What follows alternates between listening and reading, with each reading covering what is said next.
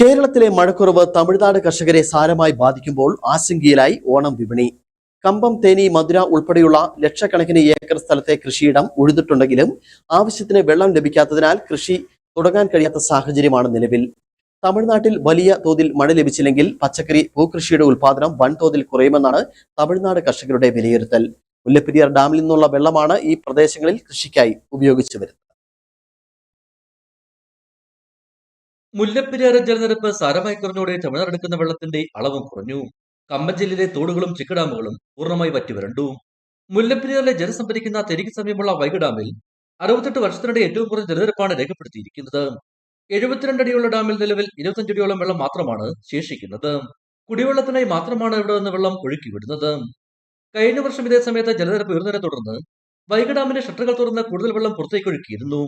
ഓണം മുന്നിൽ കണ്ട് കമ്പം ജില്ലയിലെ ചീലേപ്പെട്ടി ഭാഗത്ത് പൂക്കൃഷി വ്യാപകമായി കർഷകർ നടത്തിയെങ്കിലും വെള്ളമില്ലാത്തതിനാൽ നശിച്ചു തുടങ്ങി.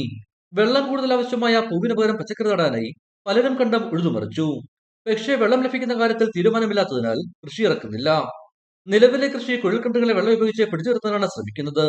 എന്നാൽ ചെറുകിട കർഷകരിൽ പലർക്കും കുഴൽക്കിണറില്ലാത്തതും പ്രതിസന്ധിയാണ്.